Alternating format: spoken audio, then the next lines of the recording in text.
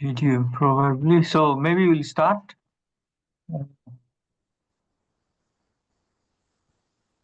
Start, please. Yeah. Okay. So, thanks.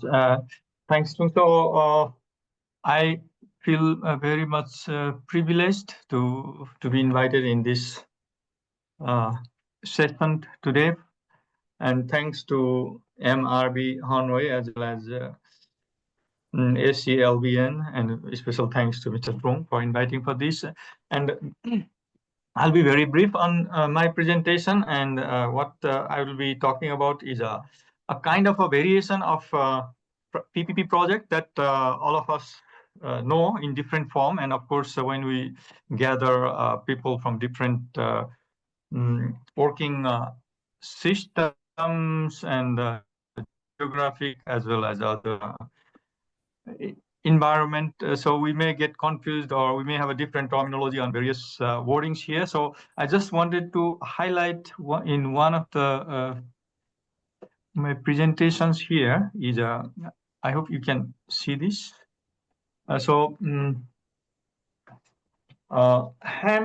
if you see on the right side, what I mean for hybrid annuity method or model, a hybrid annuity model, and how it differs compared to other conventional methods. For example, construction. This is for those who are familiar with the FIDIC, is a FIDIC Red Book, and design build, and EPC, and DBO and DBOT means transfer, design, build, operate, transfer, and so different variations. So among them, this hybrid annuity model, and why it is different from other models of PPP is because it has some rebalance of financing between the employer or the government agencies and the private sector, or whoever is the developer, investor, concessionaire, or whatever we call.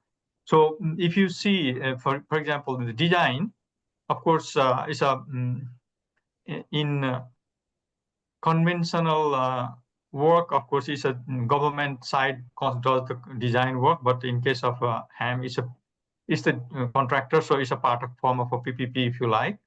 And in terms of construction, of course, it's a contractor. So P means here private party, and G means government.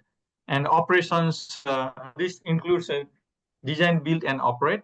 So operations are, of course, done by the private party. And the three things, if you see, the revenue forecast, revenue collection, and finance.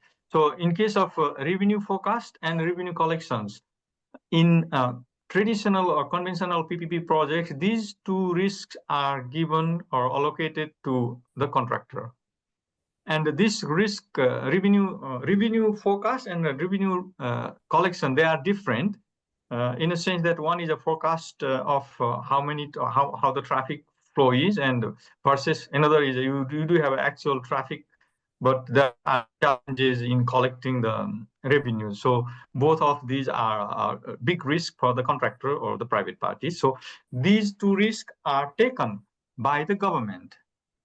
And in terms of finance, is shared between government and private party. So how much they share, it varies. For example, in India, the road sector, typically authorities or the government sides, they invest 40% of the total project cost, and they ask 60% to be invested by the private party.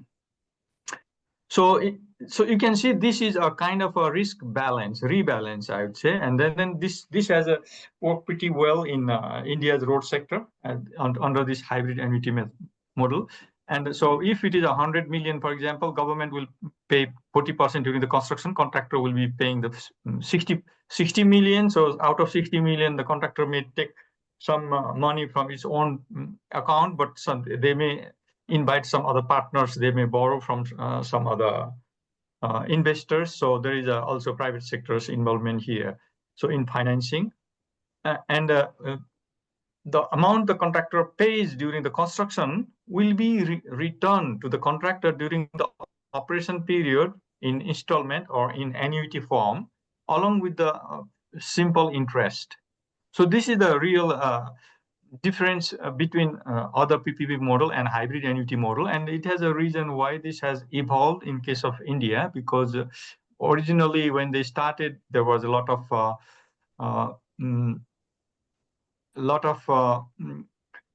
move to go to PPP projects.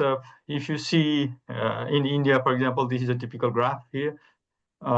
We have in fiscal year, if you see 2012 and 13, all the projects 100% private finance. This on the left side, leftmost side. So this is a PPP project, and when you come to 2014, only 13% remain. So from 100 to 13%. So there is a big problem here in PPP projects where contractor takes all the risks versus other more shares. So EPC is a more of course, the employer makes the 100% finance, so it's a bit different. And as a result, the evolution of this HAM, hybrid annuity model, came into play in India's road sector, where 60% is paid by the private party. And so this has been growing, but you can see this HAM with this red color. But also it has a little bit of setback during the past 2021 because of COVID and some other issues there, but pretty much risk balanced. And I would like to highlight some of the points here. That of course this is developed by the India's federal government for application in certain road sector, but they have been applied by provincial government, or they call it state governments, and they have been improving these methods over the years. So there are a lot of details, but what I would like to highlight here is they have focused on bankability of the projects, as we heard earlier from Nanjin Lin also, that bankability is important for insurance. So this has been a real focus, and where and how to improve this, they have done pretty much study, and as a result, they have come out with this model.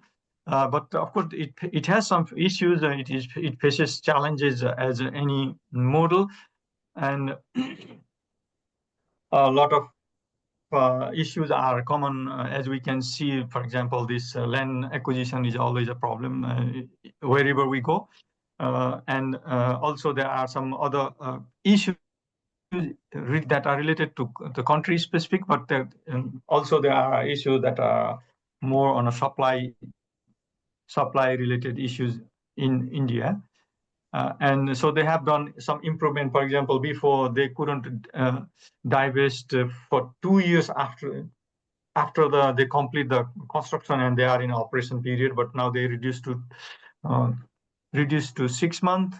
Similarly, for the case of payment during the construction, it used to be more of a road construction project in India. Usually it is a typically 24 months project, and so they paid in 5 installments, but now they increased to 10 installments. So of course they can be flexible. There is nothing much of specific on this HAM. This can be improved further as well, and they have also done some improvement in terms of rate payment for the contractors on their investment, because there are some minor changes there, and so they have done some important aspects of improvement. But what is most interesting is I'm not sure if I highlighted earlier here. So in the project readiness, this is nothing specific to HAM, but what I'd like to highlight is they have required that